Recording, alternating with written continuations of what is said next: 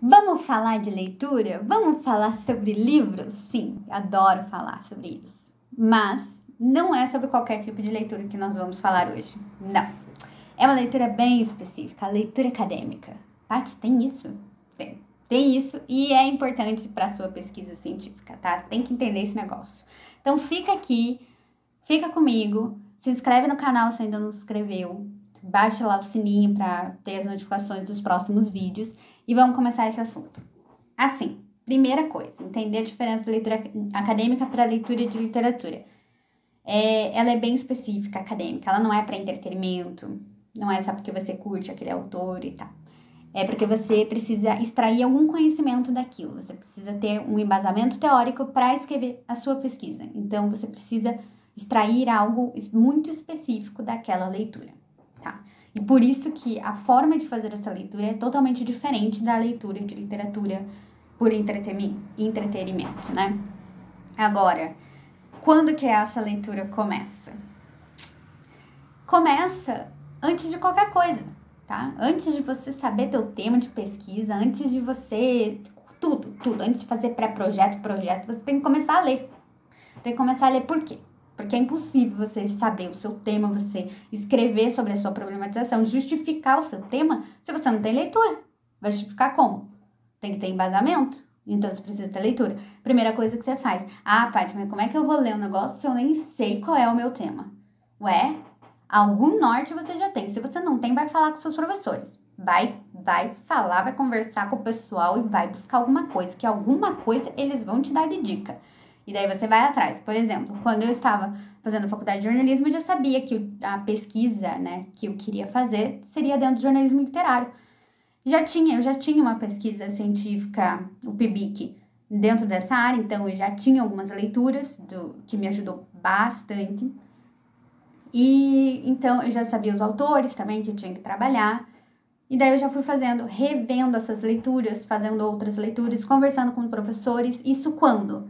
Antes do meu último ano de faculdade, porque geralmente a gente faz o trabalho de conclusão de curso no último ano, né? Nas férias anteriores, eu já fui indo atrás dessas leituras e falando com os meus professores, tá? Então, começa já as leituras acadêmicas, ok? Mesmo que você não saiba exatamente para que você vai usar aquilo, você faz uma anotação e pensa, putz, mas será que eu vou usar isso daquilo? Não interessa, tá? Perdido não vai estar. O máximo que pode acontecer é que essas leituras bem iniciais, você tenha que retomá-las lá, quando já estiver bem definida a sua pesquisa, estiver finalizando, tem que retomar com um olhar um pouco diferente. Mas isso é normal, não tem problema, eu tô fazendo isso agora e é ok, tá? Tranquilo. Agora, como buscar essas leituras? Vamos lá.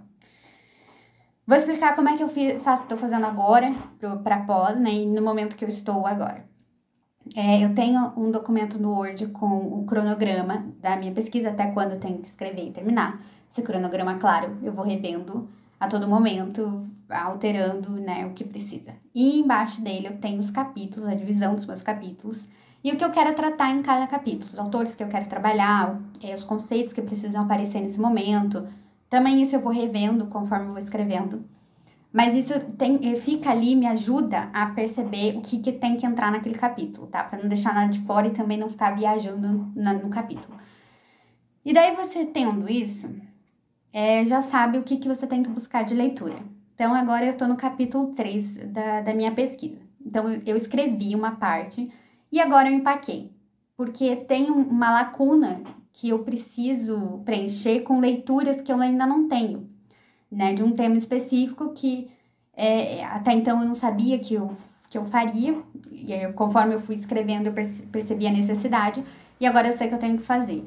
Então, antes de voltar a escrever, eu tenho que fazer essas leituras, que no meu caso é sobre a história do jornalismo no Brasil. Como é um tema próximo para mim, eu já sei alguns autores, né, é uma busca mais fácil, né, porque eu sei os autores, algumas coisas eu tenho em casa, e algumas coisas eu já fiz na época da faculdade, eu só tenho que retomar. Mas algumas coisas eu preciso buscar o livro, né? Então, o primeiro lugar que eu busco é na biblioteca da universidade, né? Porque ali eu tenho acesso a tudo, eu posso buscar os livros na faculdade, não tem problema. Então, eu busco por palavra-chave ou pelo autor que eu já sei que eu quero trabalhar. E nesse momento, ele aparece também algumas outras pesquisas, artigos dentro desse tema. Ah, não pode ler isso? Pode e deve, tá? Leia também essas leituras, mas eu chamo de leituras secundárias, porque você tem que trabalhar na sua pesquisa com livros, com autores principais, clássicos, tá? Porque se você ficar trabalhando só com artigos e pesquisa de outras pessoas, você vai estar sempre fazendo citação da citação. Isso não é legal na tua pesquisa, tá? Você só faz citação da citação quando realmente não tinha como chegar naquele autor, ok? Então, esse momento, essas outras leituras é um segundo momento. É quando já fiz as leituras dos autores, dos livros, agora eu quero conhecer um pouco mais, entender um pouco melhor. Aquele pesquisador fez um artigo sobre um conceito que esse autor trabalha e que explica de uma forma que eu entendo melhor. Então eu vou ler para compreender melhor, ok? Para poder depois escrever. Daí eu faço a leitura, ok? Então, é assim que eu vou fazer a minha busca. Agora, como que funciona no dia a dia essa leitura? Para começar, o que eu faço é em torno de 4 a 6 livros por mês, tá? De leitura. A minha média é de 100 páginas por dia. Claro, isso depende muito de cada um, do tempo que cada um tem, tá? Não é regra fazer desse jeito. Esse é o meu jeito e porque eu consigo colocar isso na minha agenda, consigo dar conta dessa leitura dessa forma, e eu preciso que seja assim para dar conta de tudo que eu quero ler para minha pesquisa. Então, eu leio numa média de 100 páginas por dia. Mas eu sempre conto isso como leitura de livro, tá, acadêmico. Por exemplo, se eu estiver no momento fazendo aula, né, da pós, que agora não está tendo aula, mas depois vai ter. Daí tem as leituras da aula, porque daí toda aula tem um artigo que trabalha, um livro que trabalha, alguma leitura tem. As 100 páginas não conta aí, daí acumula, né? Fica 100 mais a leitura da aula, é mais coisa. Nesse momento, nesse mês, o que aconteceu? Eu tô com 2 tipos de leitura acadêmica, que é a leitura acadêmica para a minha pesquisa e uma para o meu artigo, um artigo que eu tô produzindo com uma professora. Só que tem um prazo curto para finalizar esse artigo. Então, para não parar um para ficar com o outro, eu acumulei e estou fazendo os 2 juntos. Ou seja, eu estou lendo 200 páginas por dia nesse mês de fevereiro. Cômico, né? O menor mês do ano é o mês que eu mais estou fazendo leitura. 9 livros no mês de fevereiro. Mas ok.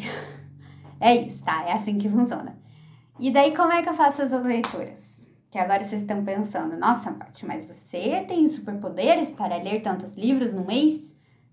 Não tenho superpoderes, né? Sabe o que eu faço? Faço leitura dinâmica. Pois é, eu sei fazer leitura dinâmica. Gosto de fazer? Não gosto. Não gosto de fazer leitura dinâmica. Acho um saco. Detesto ler partes de um livro, mas é necessário na hora da pesquisa. Quando que é necessário? Isso é muito importante. Quando você já está com a sua pesquisa mais iniciada, é o que eu acredito, tá?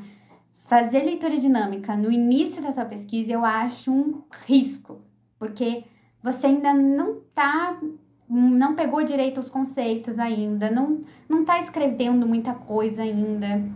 Daí ficar pegando partes do texto do autor, vai ficar alguma lacuna aí. E daí na hora de escrever vai ficar mais difícil. Então, no primeiro ano da pós, eu li todos os livros inteiros. Eu não lia nada dinâmico, nada. Daí por isso a quantidade era menor também. Lia 4 livros, às vezes 5 se tivessem livros menores. Mas era necessário, porque daí eu tinha trabalhado com tudo do autor, né? E agora, nesse momento, que é o segundo ano da pós, daí sim eu estou fazendo leitura dinâmica, porque eu já estou escrevendo a minha pesquisa. Já tenho aí uns 50% dela. Então, eu consigo perceber que tem lá lacunas de leituras que estão faltando, mas é pouca coisa, né? Por exemplo, esse capítulo 3 que eu acabei de falar. Então, não tem necessidade de eu ler o livro inteiro. Daí eu faço essa leitura dinâmica. Como é que ela funciona? Eu pego o sumário do livro, leio os capítulos, né? Os títulos dos capítulos e vejo o que me interessa. Se eu não entendi muito bem o que é o capítulo, eu dou uma lida no início dele para ver se me interessa. Anoto ali, desse livro eu tenho que ler os 2 primeiros capítulos. E daí, assim, eu vou dividindo o que eu vou ler durante o mês, né? Ok. Agora, essa leitura dinâmica me leva às anotações, né? Como é que daí funciona na hora de ler mesmo?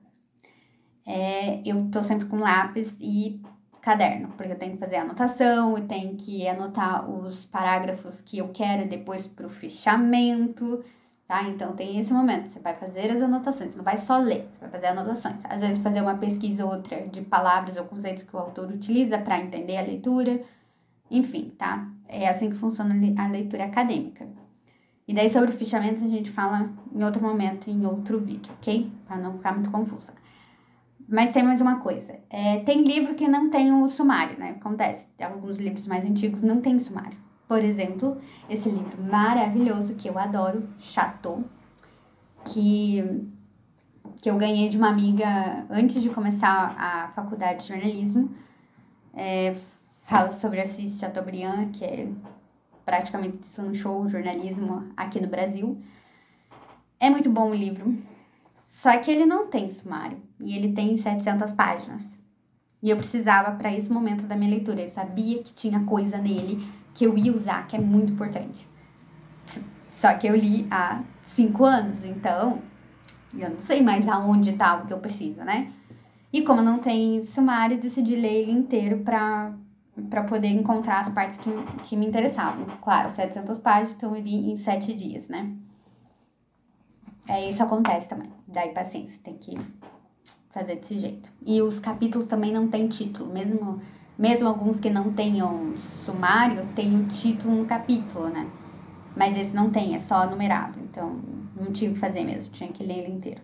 Mas tudo bem, ótimo, porque esse livro é muito bom, vale a pena. Mesmo para quem não é de jornalismo, né? Trata muito da história do Brasil também, então vale a pena. Gente, é isso, eu sei. Eu sei que é muita coisa, tá? Muita coisa. E parece difícil, parece impossível fazer isso, mas não é, tá? Se acalme, respire, porque não é. Dá pra fazer isso. É só se organizar, seguir as dicas que eu dei aqui, né? E a gente acaba fazendo isso meio que automático. Depois vira rotina. Pra mim, isso já é muito rotina. Então, eu tô o tempo inteiro assim, né? Pego os livros, vou pegar essa semana livros na faculdade. Eu pego essa quantidade de livros, dessa vez vão ser 4 livros. Daí eu chego em casa, daí eu faço, como eu tô fazendo leitura dinâmica agora, eu pego os sumários, vejo, anoto os capítulos que eu quero ler. Daí em cima de cada um coloco o post-it dizendo quais são os capítulos e em quanto tempo eu faço essa leitura, né? Esse aqui eu faço em 3 dias, esse eu faço em 2, esse eu faço em 5. E daí assim eu vou dividindo e todo dia eu vou fazendo um pouco. Como eu disse, eu faço 100 páginas por dia. E pra mim isso é uma média de 3 horas de leitura. Às vezes um pouco mais, às vezes um pouco menos, dependendo de como está a leitura, né? Se tá muito difícil, tá muito fácil. Mas é uma média disso. Como eu tô fazendo 200 páginas esse mês, então eu faço 3 horas de manhã, 3 horas à tarde de leitura. E no meio disso tem a escrita e tem os fichamentos. Enfim, eu vou parar de falar, senão vocês vão achar um negócio muito louco isso. Tá? A gente se acostuma, é hábito. Agora, tem uma coisa que eu acho que vocês já perceberam nesse vídeo, né? Não tem como, gente, fazer pós, tá? Fazer pós estrito sensu se você não gosta de ler, se você não tem nenhuma afinidade com livros e com a leitura, tá? Quer dizer, se você fez detestando ler, então me conta, porque eu não sei como, tá? É impossível fugir da parte de leitura na pós estrito sensu, impossível. Tem que ter essa afinidade, você não precisa amar ler, mas você tem que estar acostumado à leitura na sua vida, tá? Isso é muito importante. Então, se você ainda não está acostumado e pensa lá na frente de fazer uma pós, então eu recomendo que você comece a introduzir a leitura na sua vida, na sua rotina. Começa, obviamente, com coisas que você goste muito, de ler que te interessem muito, porque a leitura acadêmica nem sempre vai ser algo que você adore. Claro, o tema que você está pesquisando, você tem que ter um mínimo de afinidade com ele. Mas às vezes você vai ler uns autores meio chato, que vai alongar muito num conceito, vai ficar uma leitura meio chata. E esse negócio de você para a leitura e faz uma anotação ali, é um pouco é às vezes entediante, normal. Só que se você tá acostumado a ler, se você gosta de ler e você sabe, você tem um objetivo com aquela leitura, você consegue fazer tranquilamente, tá? Vira rotina e você faz. Gente, é isso. Espero ter tirado as dúvidas. Me contem, tá? Se ficou alguma dúvida desse tema, me manda direct, manda e-mail, comentário aqui, não sei. Manda sinal de fumaça, sei lá, pra mim. Daí a gente conversa e a gente conversa sobre esse negócio aí, tá? E espero que tenham gostado. Se curtiram mesmo, não esquece de deixar um joinha, porque eu vou ficar mais feliz ainda se vocês derem joinha, né? É bom. E até o próximo tema.